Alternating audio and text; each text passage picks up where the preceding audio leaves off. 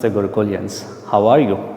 I hope you are fit, fine, healthy at your home and doing great. Now, if you learn about grammar and English and making sentences, very important things are related to the sentence. And in my previous video related to subjects and objects, I discussed in detail about subjects, objects, and what kind of things are used in subjects and objects. Today, I am going to continue further. Let me write first of all that fundamental sentence. When we make a sentence, we use subject, verb, and object, right?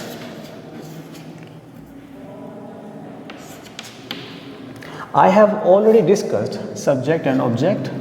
They come from noun and pronoun, right? Now, what is verb? Today we are going to learn about verb. In your easy language, in your Hindi language, we are mostly taught about this word as action words. This is right. Any word which has some action is actually verb in English. How? Let me give you some easy examples. Can you read this?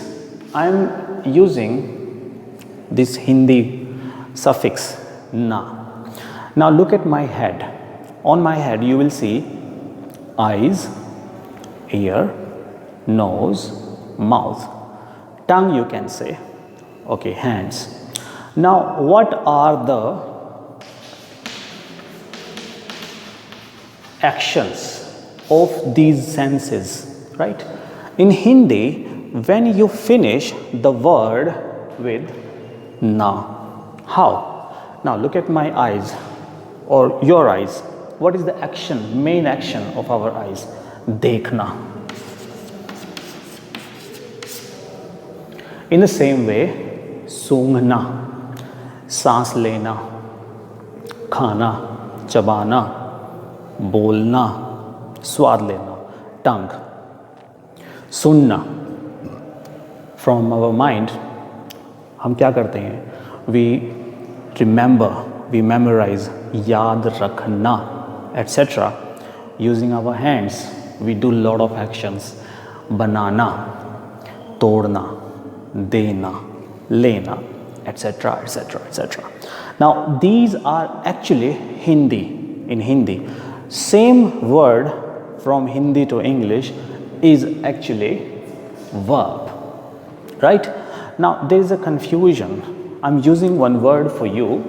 Now, look at this and think, what am I suggesting here? Am I suggesting verb here or am I suggesting something else? For example, how do you pronounce this word in Hindi? Gold को आप हिंदी में क्या बोलते हैं? आप बोलते हैं इसे सोना.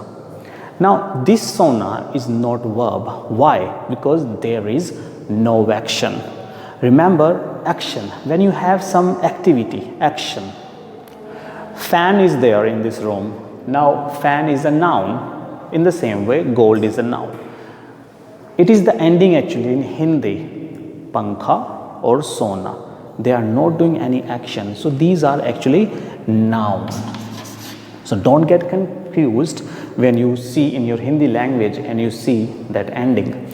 Remember action. Now this actually means sleep, right? Now sleep is the verb here. Now I'm going to erase this and I'll tell you more about verbs. Now most oftenly when we learn about verbs, we always talk about three forms of the verbs. It's my guarantee if I ask you about, you students, if I ask you about three forms of the verbs, you will tell me easily that first form of the verb is known as present. Second form of the verb is called as past. And third which people wrongly call this as future. Is that future? No way, it is not future. It is actually past participle. Now, when we go to class and when we come from different schools and knowledges, people say there are four types of forms of the verb and 5 types. In fact, there are not 4 and 5 as such. Actually, there are always 3 forms of the verb. But of course, there is one more that is not actually the third. After third, that is not the fourth actually. It is known as present participle, and it is your choice. You want to call this as fourth form or as present participle form. Now I'm taking some verbs and I'll ask you, and you may think in your mind about their first, second, third forms, right? First of all, look at this verb. Yeah, look. It is easy to understand second and third form. Second form is looked. Easily you can make second, third form. Third form is also looked. What about present participle? Simple. When you add ing at the end of any verb, remember first form you should take first form and add ing. All together that becomes present participle. It becomes looking. Now this is the way to make our second, third form. What is that? You will see when we add ed, either d or ed as suffix, we get our forms of the verb. For example, watch. What do you mean by watch? That action is related to see something or to observe something, right? When you keep your eyes on something, the activities, for example, we have a watchman who actually roams around in the street to check, to see if something wrong is going on. Now, watch second form becomes watched simply by adding d or ed, watched. And when you want to make present participle, you simply add ing. So, simple rule is when you add d or ed, they are known as regular verbs. Regular verbs means they are very straight, regular. You just use d or ed, you will get so many. Now in our English language, if you see dictionary also, if you look up any word, you will find that 70 to 80% verbs are from regular verbs. Means you just watch, you just add d or ed, you will get your second, third form. For example, cook, it becomes cooked, cooked. Laugh becomes laughed, laughed.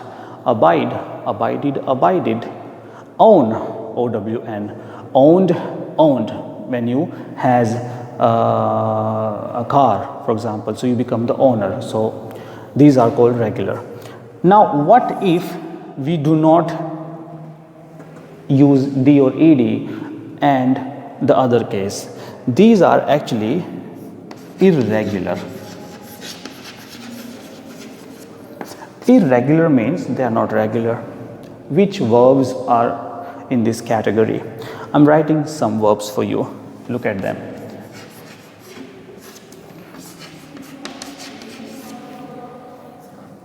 Now, take. What do you mean by take? You mean to accept something from something which is coming to you. You take it. Now, second form of the take is took. You can't add ed after it. And third form of this is taken and taking. There is no doubt in that. Give is gave and given. Now, what have I done here? I can't use d or ed at the end. Why? Because they are irregular.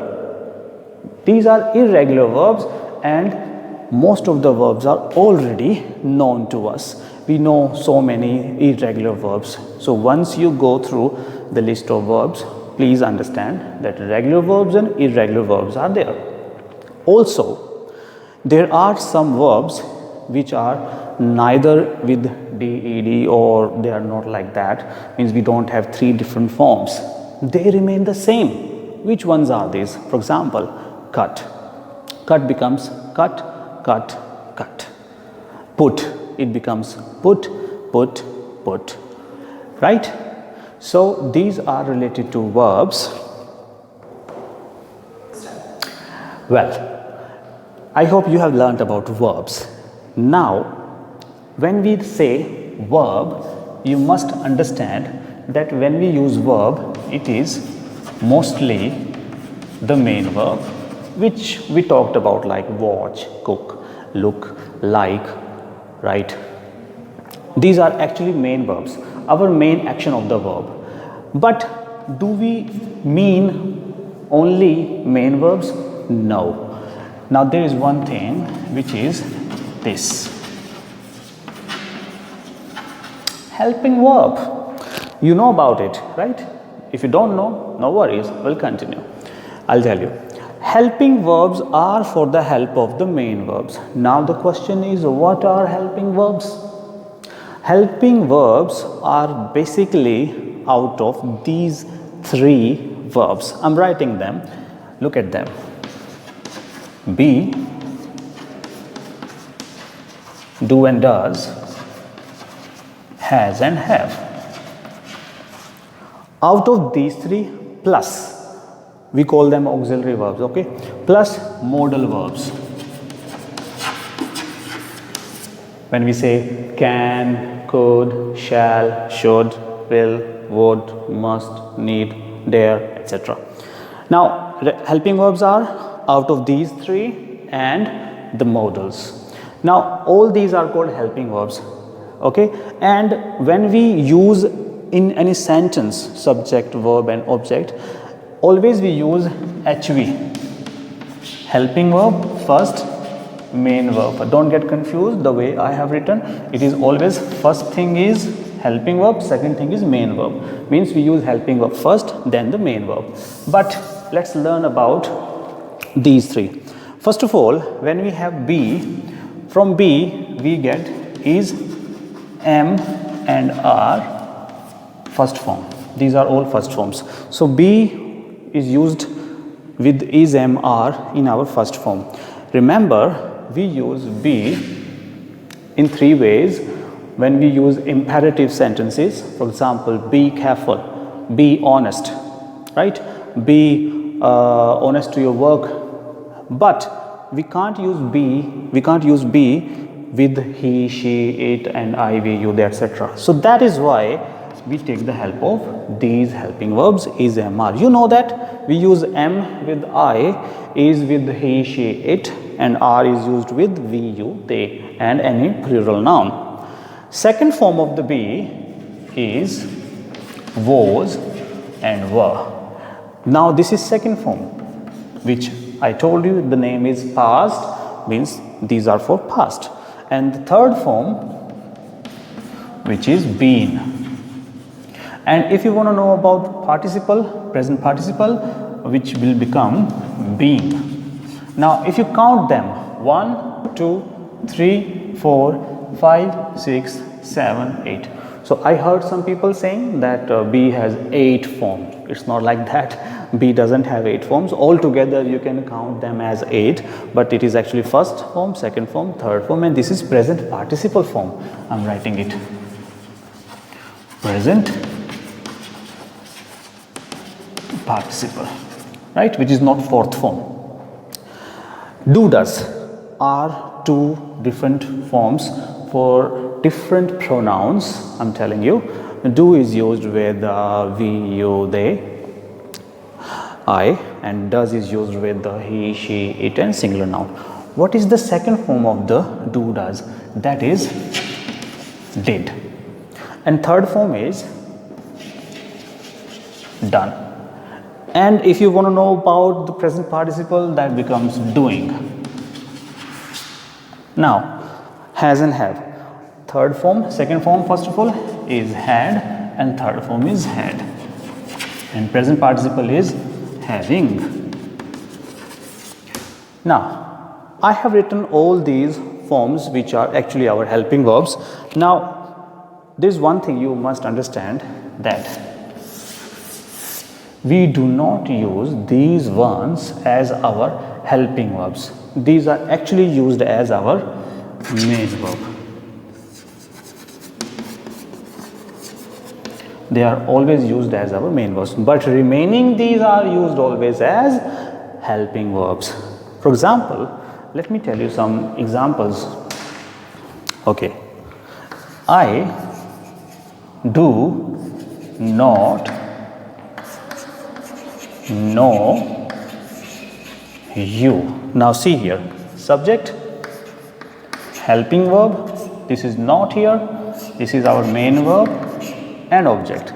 Now here helping verb and main verb. If you skip indefinite tense and positive, it means present indefinite positive, past indefinite positive. We do not use any kind of helping verb because we directly use first form and second form. Other than these two, if you go through all the tenses, you will find that helping verb is used. For example, I am teaching you. Now here with am I have to use this teach, which is the main verb, and helping verb. I've told you helping verb is used first and then main verb is used. There are some other examples I would like to tell you. Why?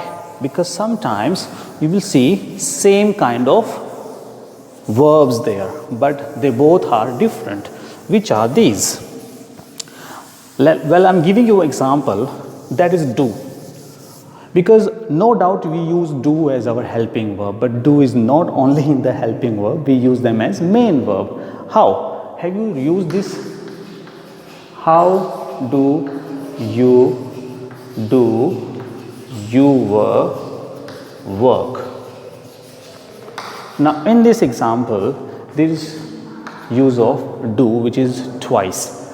Now this one is helping verb and this one is the main verb. Now helping verb is the requirement of a particular tense. Suppose present indefinite tense, in which we use do and does. Past indefinite, in which we use did. In the same way, I am being honest. Now in this sentence, you see that am, which comes from be, I have just told you. And what about this being? This is, as I've told you, being present participle, ing form. They both come from the same root, be, right? Ismr is from be and being is also the present participle, but they are working differently. Helping verb is the requirement of a grammatical structure. Helping verbs like is, am, are, was, were, do, does, did, has, have, had, they are the requirement of the grammatical structure, means without them you cannot make the tense. But we keep changing our main verbs. So don't get confused when you have such examples. I hope you have understood about verbs. Regarding verbs, this is this much today. Please watch this carefully. Thank you.